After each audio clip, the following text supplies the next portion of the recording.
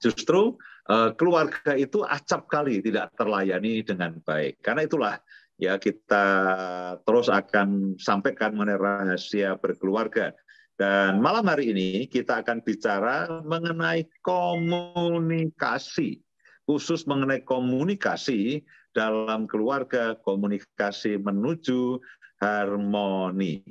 Ya, silakan Pak Budi bisa sharekan gambar yang pertama.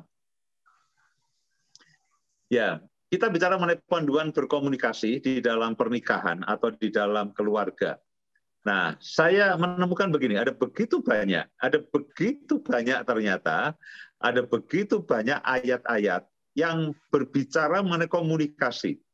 Setelah saya mencoba mempelajari, ternyata begitu banyak ayat yang membicarakan mengenai komunikasi.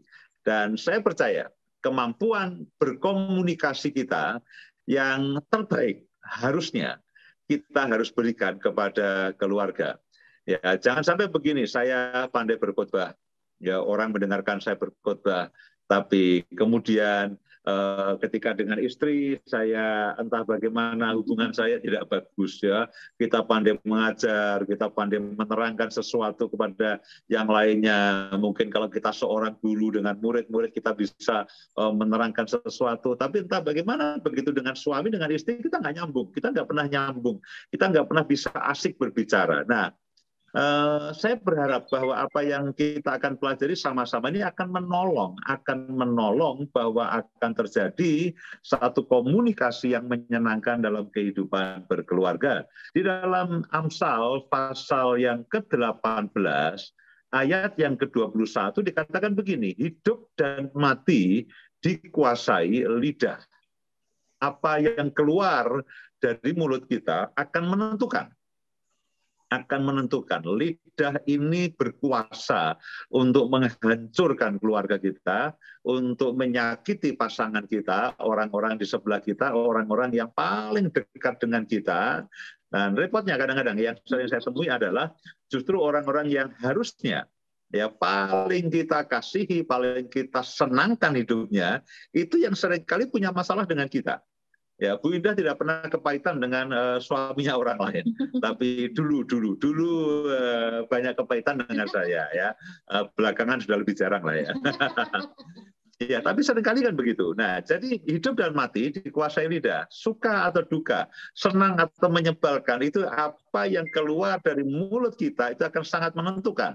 Siapa suka menggemakannya, siapa suka mengeluarkannya, siapa suka menyuarakannya akan memakan buahnya. Nah, pada malam hari ini kita mau belajar karena setiap hari kita ini berkomunikasi. Setiap kali ini mulai dari bangun tidur sampai menjelang tidur kita berbicara dan itu merupakan komunikasi. Nah, salah satu persoalan yang sekarang ini cukup besar dalam kehidupan keluarga. Oke, kita punya masalah yang lainnya, kita punya problem yang lainnya, ya tentu masalah-masalah yang lainnya, masalah keuangan, masalah apa dan sebagainya, tentu juga kita harus atasi. Tapi masalah komunikasi yang tidak lancar, masalah komunikasi yang tersendat, atau masalah komunikasi yang terpendam, atau komunikasi yang negatif. Ya, komunikasi yang negatif itu adalah komunikasi yang justru menimbulkan miskomunikasi. Ya, kita akan berkomunikasi itu ada yang berbicara, ada yang mendengarkan, dan ada yang memahami. Tujuan dari komunikasi itu adalah supaya ada kesepahaman antara suami dan istri. Nah, kalau komunikasi itu tersendat, komunikasi itu tidak lancar, atau bahkan salah satu menggunakan yang saya sebut komunikasi negatif. Dengan apa? Dengan ngambek. Ya, lu ngambek itu merupakan bagian dari komunikasi. Ya, tidak mau berbicara itu merupakan bagian dari komunikasi. Itu adalah bahasa tubuh. Ya, selain ada bahasa verbal yang keluar, tapi ketika istri kita atau suami kita itu kalau tiba-tiba ngambek, ya tidak mau berbicara. Nah, sebetulnya dia sedang mengkomunikasikan, aku jengkel sama kamu, aku tidak senang sama kamu. Ya, Bu Indah itu kalau jengkel dengan saya ngambek, ya, perlu rayuan dengan segala macam jurus untuk menyelesaikannya. Nah, jadi justru ketika komunikasi yang tujuannya adalah untuk supaya sepaham antara suami dan istri, acap kali menimbulkan yang disebut salah paham. Komunikasi lalu menjadi miskomunikasi atau sekarang disebut dengan miskom. Nah, kadang-kadang itulah yang terjadi. Jadi ada satu kebutuhan besar sebetulnya bahwa problem yang sekarang ini terjadi itu adalah minimnya komunikasi atau tidak bagusnya komunikasi atau komunikasi yang bermasalah. Padahal kalau komunikasi itu lancar, kalau komunikasi itu baik, kita bisa bicara karena orang itu kan kebutuhannya, ya, kebutuhan untuk didengar. Ya, kita perlu komunikasi yang intim dan komunikasi yang mendalam dalam kehidupan rumah tangga sehingga itu bisa menjadi sangat menyenangkan. Nah, menjadi sangat menyenangkan. Kita butuh didengar, ide kita butuh difahami, apa yang kita mau butuh diterima. Nah, kalau itu tidak terjadi, acap kali yang terjadi adalah salah paham, miskomunikasi, dan sebagainya. Nah, komunikasi yang baik itu akan membuat keluarga itu konstruktif. Saya dengan Bu Indah itu berbeda. Ya, berbeda. Saya, Bu Indah, dengan kedua anak saya itu berbeda. Nah, perbedaan ini, ya, 4 orang yang berbeda ini, yang semuanya punya mau, punya karep. Ini kalau tidak ada komunikasi yang baik, itu 4 orang akan saling menjegal dan saling menghancurkan. Jadi kami ini, ya apalagi kami berempat ini semua karakternya itu, gaya kepribadiannya itu dominan. Saya dominan, Bu Indah dominan, semua saudara tahu. Kedua anak saya juga dominan. Nah, itu begitu komunikasi itu mulai sedikit meninggi, wah, itu kalau kita tidak hati-hati, kita tidak segera mengerem, itu potensi meledaknya luar biasa. Karena kita semuanya punya kemauan. Nah, kami harus mengasah dan belajar berkomunikasi dengan baik, supaya 4 perbedaan suami, istri, dan 2 orang anak itu justru menjadi kekuatan. Perbedaan itu menjadi satu konstruksi yang membangun. Jadi kami sekeluarga harus mengupayakan supaya terjadi sinergi melalui apa? Perbedaan yang ada, berbagai perbedaan yang ada, kita coba komunikasikan. Oh, anak saya yang besar ini kekuatannya di sini, kekuatannya dia senang ketemu dengan banyak orang, yang kecil punya kekuatan yang lainnya. Nah, kalau kita bisa memahami, lalu kita mengkomunikasikan. Kita mengkomunikasikan itu 4 orang ini bisa menjadi sesuatu yang konstruktif sekali. Ya, kami bisa melayani bersama-sama, kami bisa menolong, bisa menopang satu dengan yang lainnya. Ini kalau 4 orang sampai salah paham. Kalau 4 orang dengan kepribadian yang mirip, dominannya adalah dominan D, itu 4 orang salah paham, berat, saudaraku. Kalau 4 orang salah paham itu berat. 4 orang ini 2 salah paham saja, itu AC tidak terasa. Suhu panas jadi sangat dingin, saudaraku. Nah,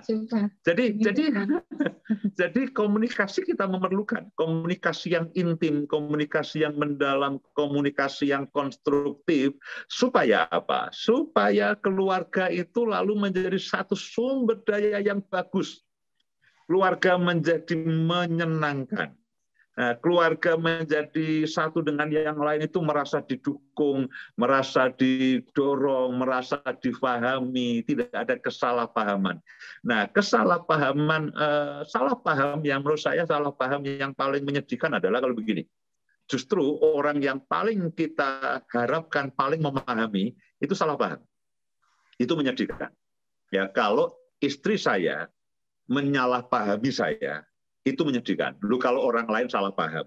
saya tidak pernah ngomong, saya tidak pernah bicara, saya jarang ketemu, lalu salah paham dengan saya, itu normal. Itu normal. Tapi kalau justru kita ini, istri kita atau suami kita, itu salah paham dengan kita, orang yang paling kita harapkan untuk memahami kita, salah paham. Itu menyedihkan. Demikian juga, kalau saya itu memendam satu kesalahpahaman untuk istri saya, itu juga hal yang sangat menyedihkan. Jadi itulah pentingnya komunikasi. Itulah pentingnya komunikasi yang menyenangkan, yang mendalam, saya katakan menyenangkan. Kenapa menyenangkan? Teman ngobrol yang paling baik itu harusnya adalah pasangan kita.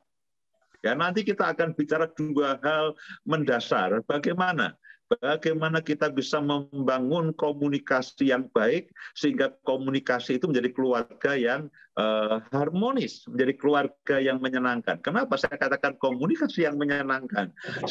Kerinduan saya adalah untuk Bapak Ibu dan semua saudara, teman ngobrol paling asik itu ya sebelah kita ini.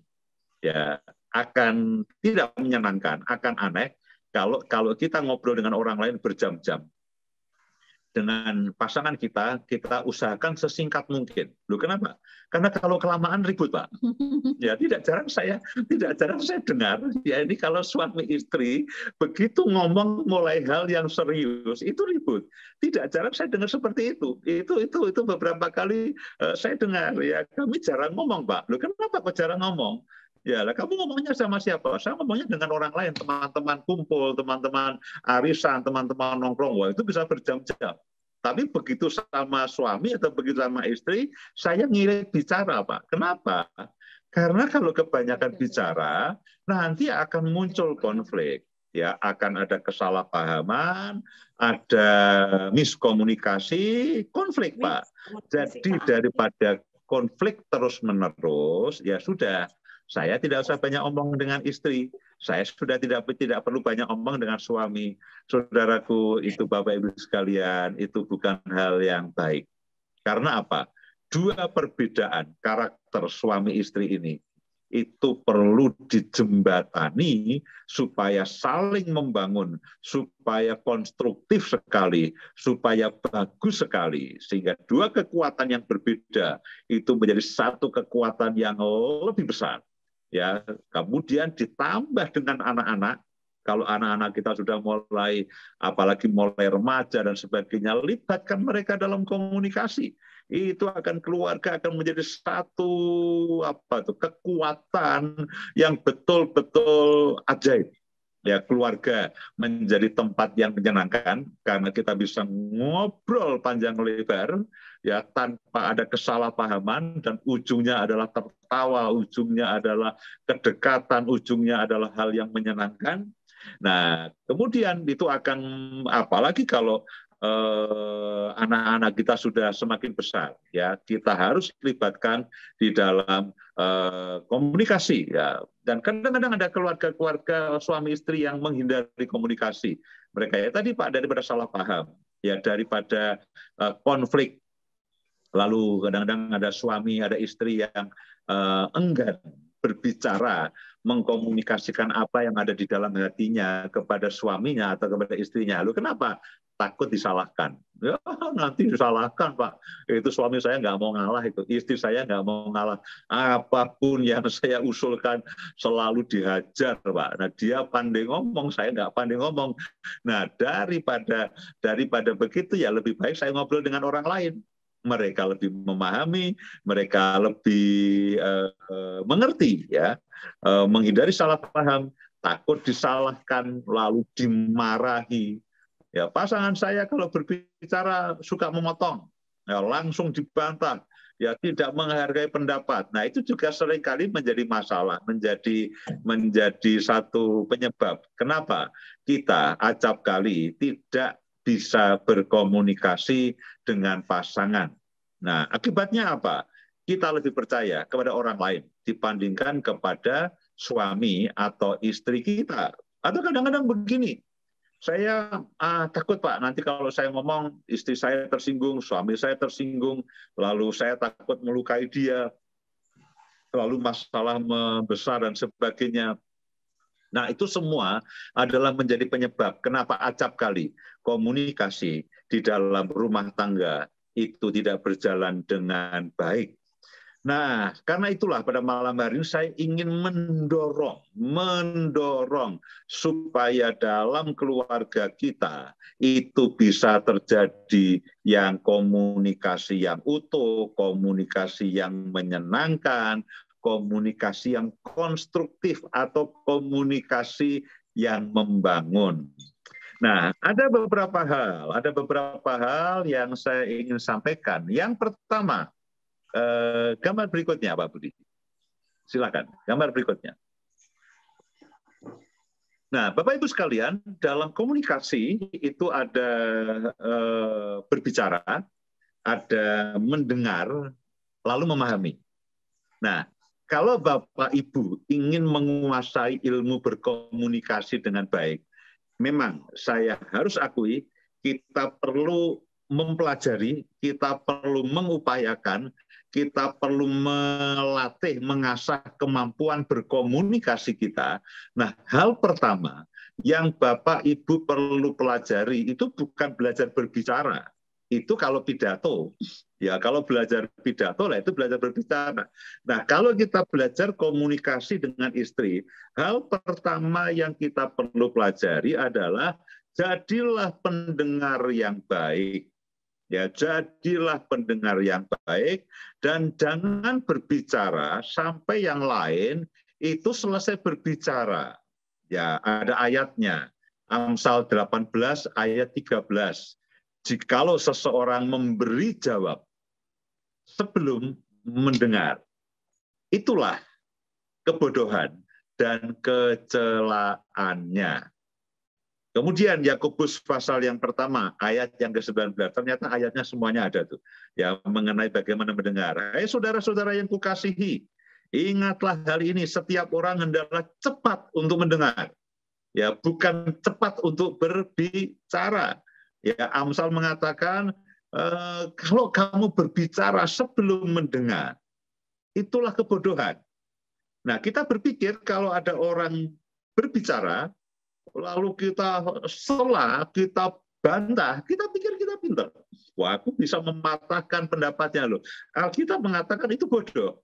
Kita menjawab, kita menyela perkataan, kita membantah perkataan itu atau suami kita sebelum kita mendengar, dalam artian mendengar sampai paham apa yang dimaksud oleh istri atau suami kita, itu bukan berarti kita hebat. Oh saya Pak, kalau istri saya mulai ngomong tak bantah, nggak bisa ngomong dia ceplakep, nggak bisa ngomong, saudara bangga dan saudara pikir saudara pintar. Loh, Alkitab mengatakan bodoh. Alkitab mengatakan bodoh dan itulah kecelaannya, itu hal yang memalukan. Nah, acap kali kita ini tidak sabar untuk mendengar. Kalau kita mendengar, acap kali kita tidak mengerahkan energi untuk memahami, tapi kita mendengar untuk membantah. Mendengar untuk membantah. Saya harus akui, sampai hari ini saya belajar untuk mendengar sampai lawan bicara saya itu selesai mendengar dan saya betul-betul memahami. Tidak jarang sampai dengan hari ini itu anak-anak saya ngomong begini, Papa jangan ngomong dulu, aku belum selesai bicara. Oh, ini kan orang tua, saudaraku.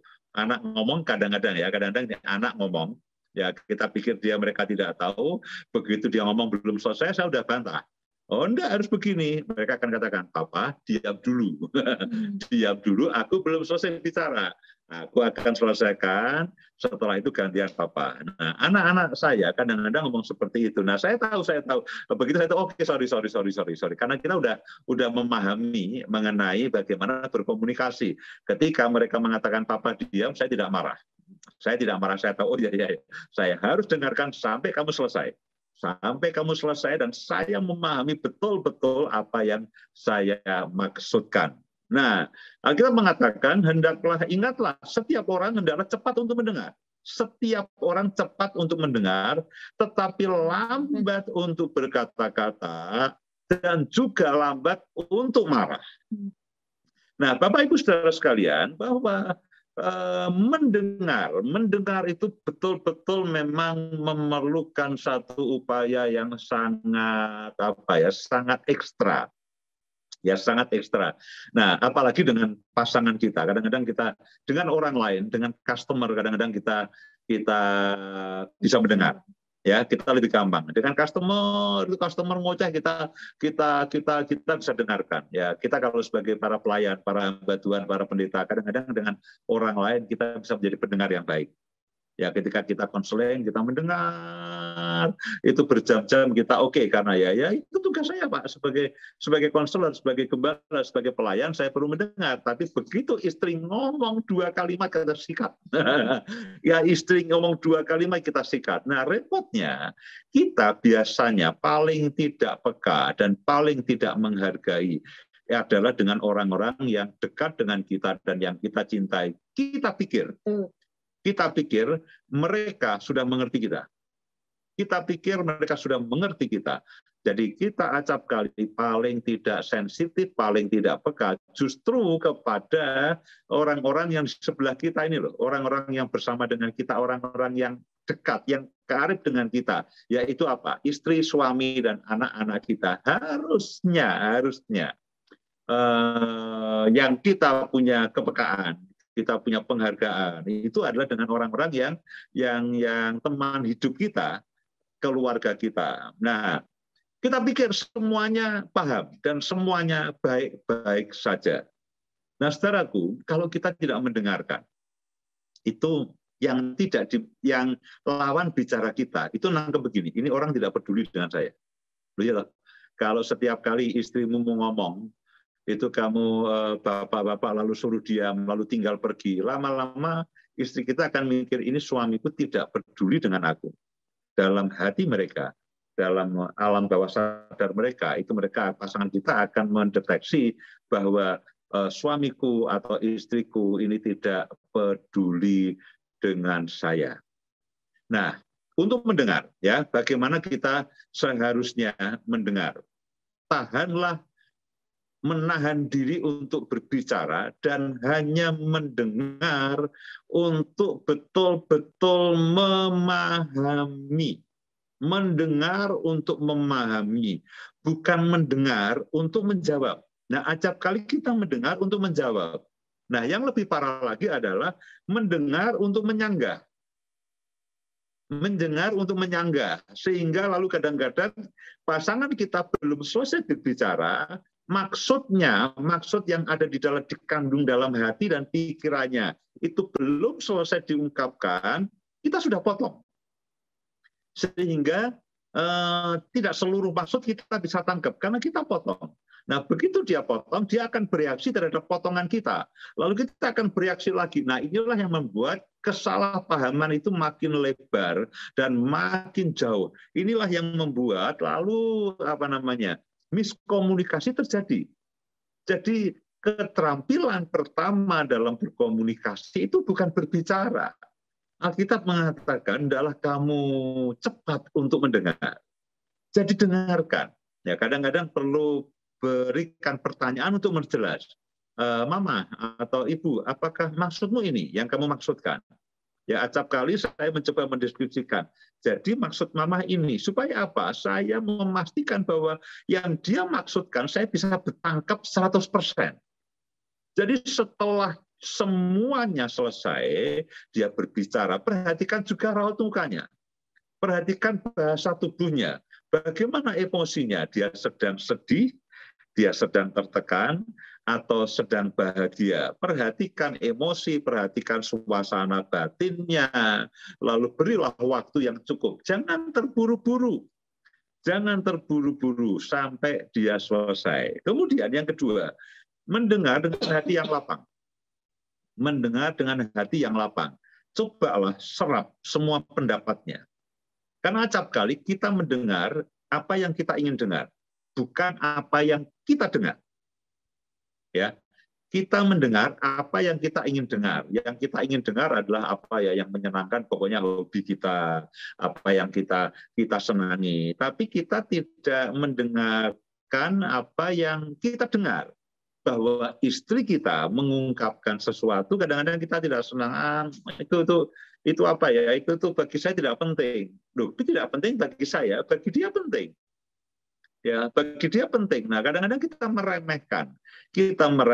Nah, kita harus punya hati yang lapang sehingga kita bisa menghargai, mendengarkan hal yang bahkan berbeda dengan apa yang kita maui. Sehingga istri kita atau pasangan kita itu punya keleluasaan untuk menyampaikan. Kemudian apalagi hal yang ketiga mengenai mendengar. Mendengarkan dengan empati.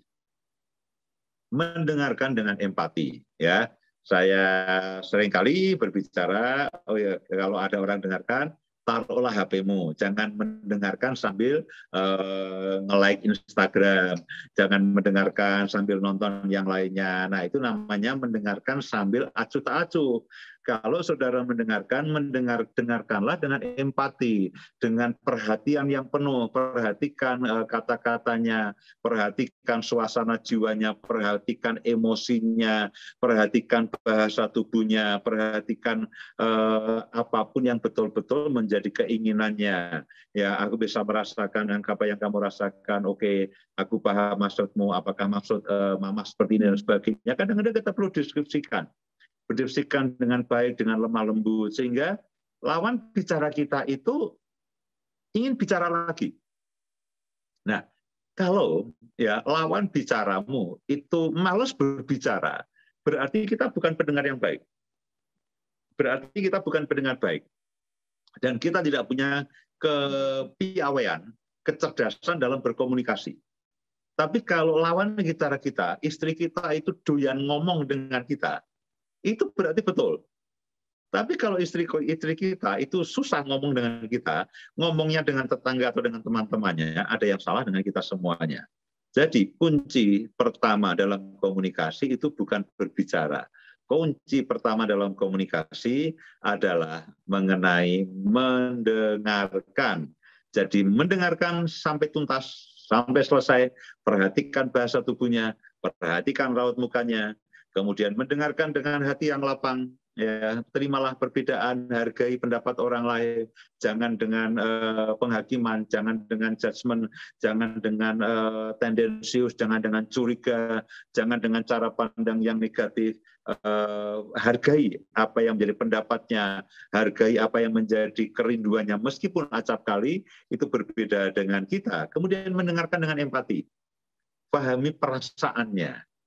Kalau dia serius, saudara ikut serius. Jangan serius, saudara sambil ngelirik HP, cengar-cengir sendiri. Istrimu sedang sedih, ya, menyampaikan keluh kesahnya, sedang galau. Lalu saudara mungkin mendengarkan sambil ketawa, gitu aja, sedih, nggak bisa. Kita harus menghargai perasaan yang muncul dari pasangan kita.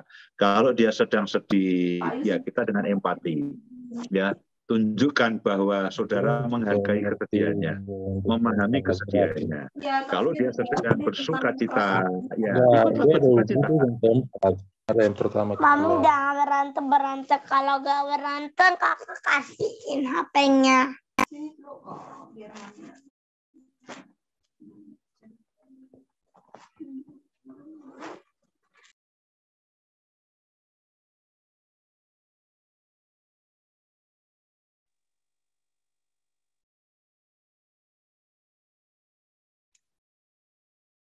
Pak Yos ke mute.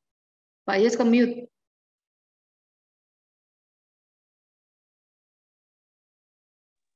Ya, lambatlah untuk berbicara. Pikirkan dulu, ya, lambat berbicara artinya mendengarkan lebih dahulu, pikirkan dulu, jangan terburu-buru, bicara sedemikian rupa sehingga yang lain dapat mengerti dan menerima perkataan saudara semuanya. Nah, kita mengatakan di dalam Amsal pasal yang ke-15 ayat yang ke-23. Seseorang bersukacita karena jawaban yang diberikannya, dan alangkah baiknya perkataan yang tepat pada waktunya. Ayat yang ke-28, hati orang benar menimbang-nimbang jawabannya, tetapi mulut orang fasik mencurahkan hal-hal yang jahat. Nah, Bapak Ibu sekalian, bahwa Alkitab itu juga mengajari kita mengenai bagaimana harusnya kita ini berbicara. Nah, Bapak Ibu sekalian, ada beberapa hal yang kita perlu perhatikan mengenai berbicara. Nah, begini, bagaimanapun juga, Alkitab juga mengatakan bahwa yang keluar dari mulut itu keluar dari hati.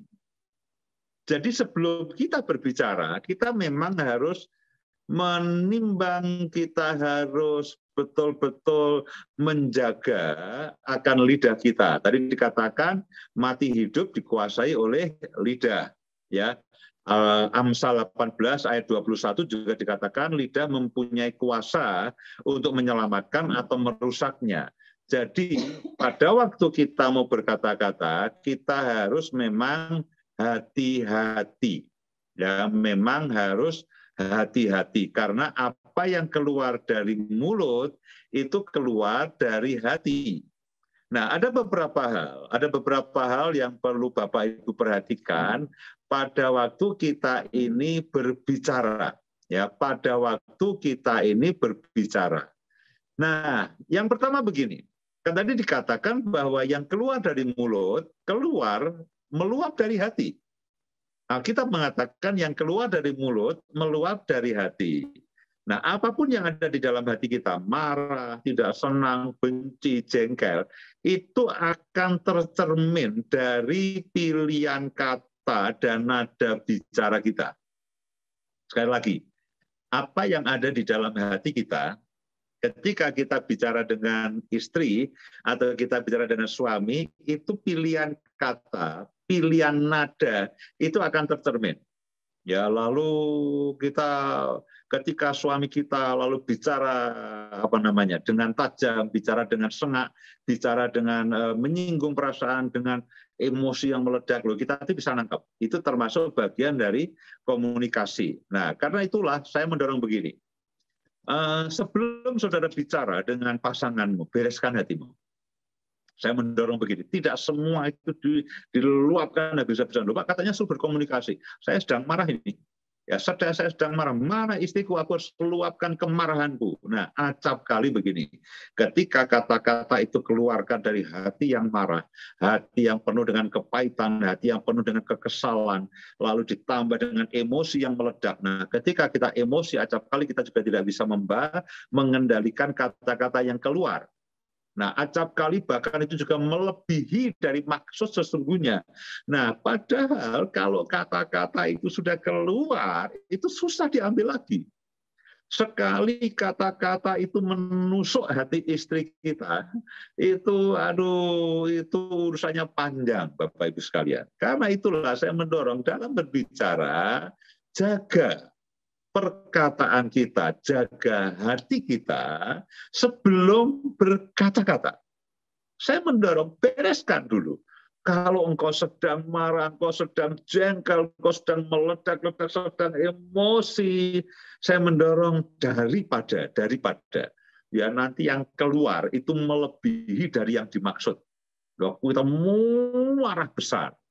Nah, kadang-kadang udah marah gitu kan lalu omongan juga makin tajam dari diam lalu gebrak meja, ya banting piring, banting apa dan sebagainya. Nah, kadang-kadang itu melebihi dari maksud kita sesungguhnya.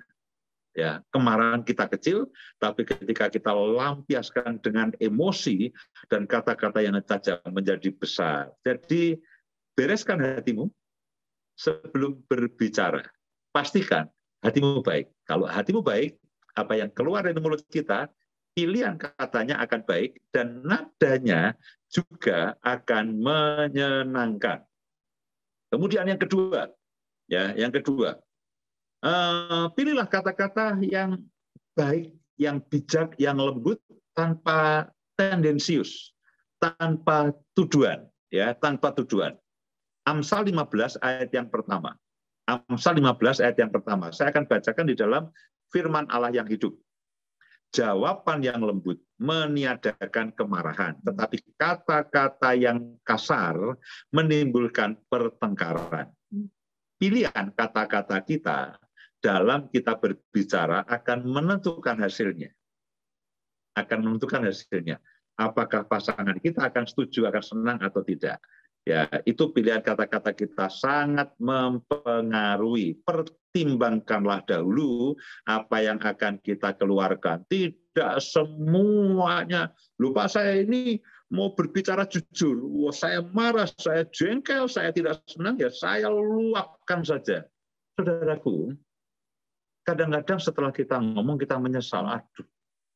Aduh, aku tidak bermaksud menyakitimu, tapi sudah sakit. Nah, kadang-kadang menyembuhkan orang yang sakit itu tidak mudah. Nah, satu lagi adalah, sebelum nanti Bu Indah sampaikan juga beberapa poin, ya, berbicara pada waktu yang tepat. Ya, berbicara pada waktu yang tepat. Amsal 25 ayat yang ke-11, seperti apel emas berukir di pinggan perak. Ya, itu dalam firman versi mudah dibaca. Demikianlah perkataan yang benar yang diucapkan pada waktunya, seperti apel emas di pinggan perak.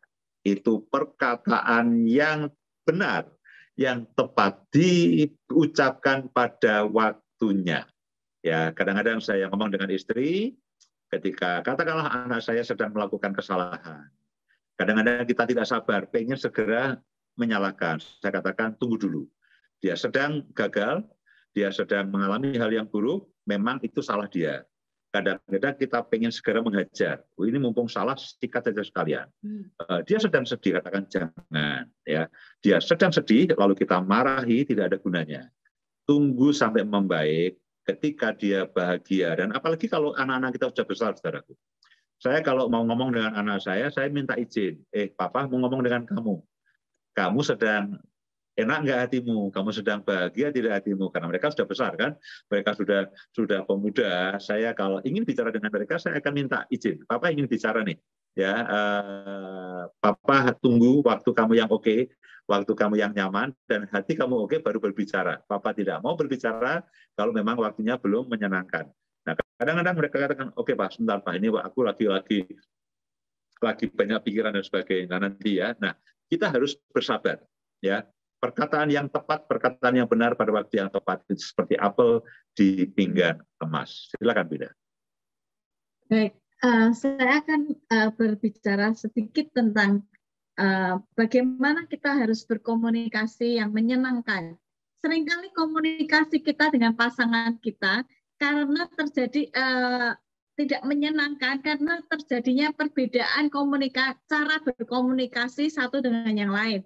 Pak Yus tadi sempat singgung tentang kami sekeluarga itu orang yang dominan. Nah, orang yang dominan memiliki cara berkomunikasi yang berbeda dengan orang yang dominan intim, yang intim, yang cermat, yang stabil, ya.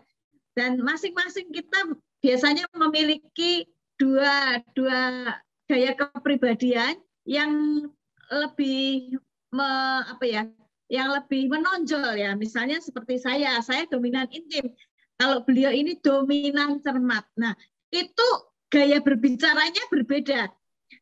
Saya mau cerita, seringkali ketika kita membangun hubungan dulunya, ya, sebelum menikah, ketika berpacaran gitu, ya, tidak pernah terjadi komplain, ya, dengan pasangan kita. Misalnya pasangan kita terjadi mami gitu, ya.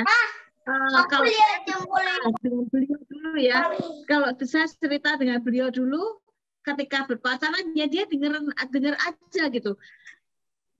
Mulai menikah, saya cukup shock, saudara. Saya mulai cerita malam gitu kan, pengennya kalau malam cerita berdua kan, gitu ya, langsung dia gitu. Saya kan jengkel, saudara. Masa lagi mulai cerita di off, seperti radio itu di off. Radio saya off kan, saya tidur. Nah, itu kan menjengkelkan sekali. Padahal saya dominan intim, orang yang suka cerita. Kalau cerita tidak bisa disela gitu sebetulnya. Tapi tiba-tiba di off. Lama-lama saya bilang, pertamanya langsung diam. Lama-lama saya jengkel juga ya, kok di off terus. Saya bilang radionya rusak. Jadi saya tetap ngoceh aja. Terus Dihidupkan lagi, di-on-kan lagi. saya jengkelnya lagi yang kedua dulu ya.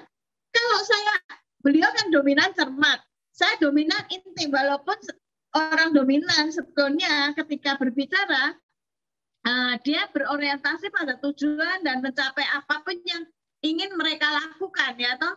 Tapi karena saya ada intimnya, saya suka cerita gitu. Beliau cermat, dia nggak suka. Jadi ketika saya mulai berbicara, saudara-saudara, maksudmu apa?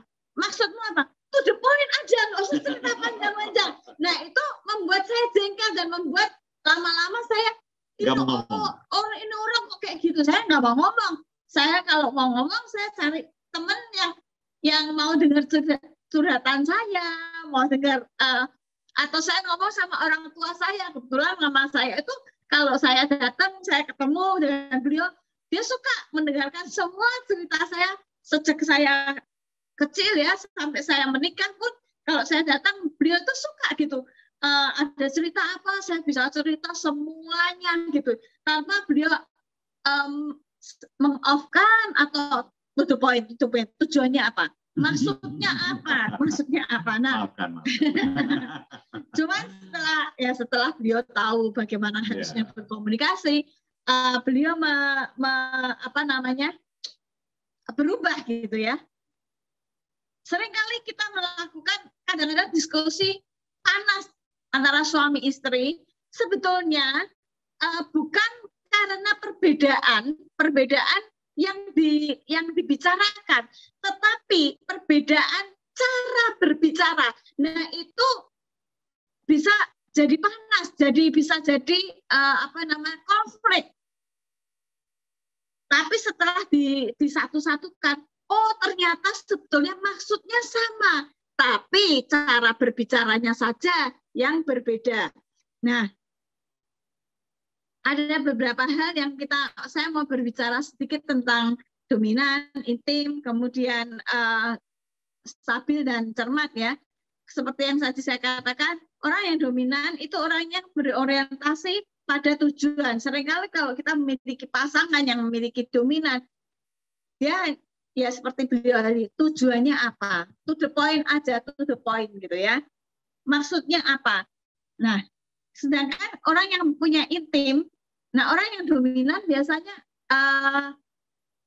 punya ketakutan terbesar. Mereka adalah seseorang akan memanipulasi. Dia nggak mau kalau dimanipulasi oleh istrinya, gitu kan? Dia nggak mau.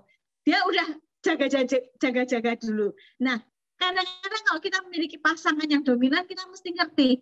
Kalau kita ngomong, bagaimana kita harus berbicara dengan beliaunya, dengan pasangan kita, dengan suami kita ya. Bagaimana kita harus berbicara. Biasanya orang dominan tuh maunya langsung, tegas, dan sebetulnya dia memiliki kemauan yang keras. Sedangkan orang yang intim seperti saya ini banyak intimnya ya.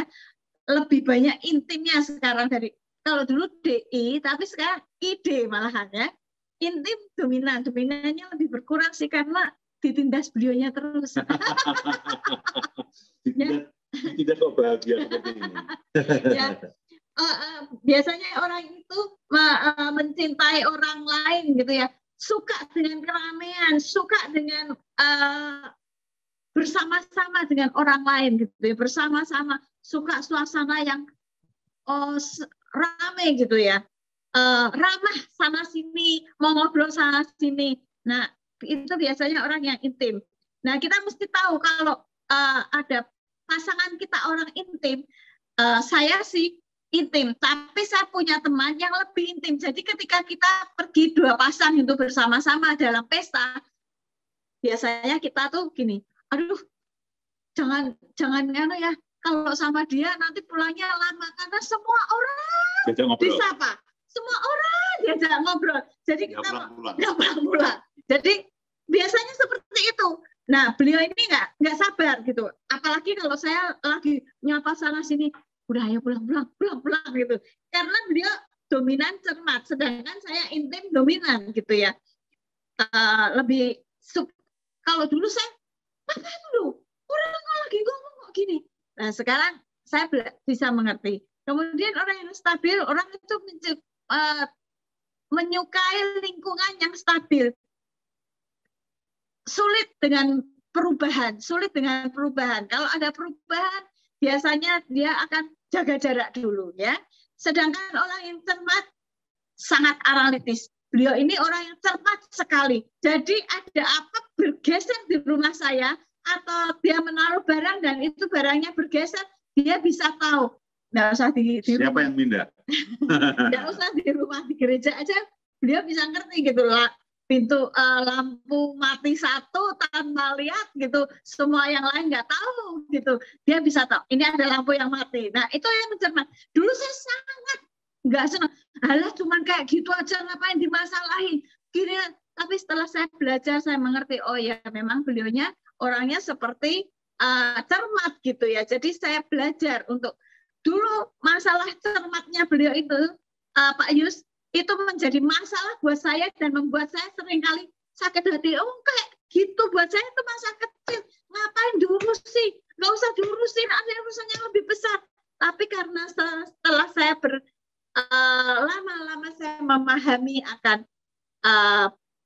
cara berbicara, berkomunikasi beliau, saya bisa memahami dan saya tidak lagi terluka. Itu saja yang mau saya sampaikan.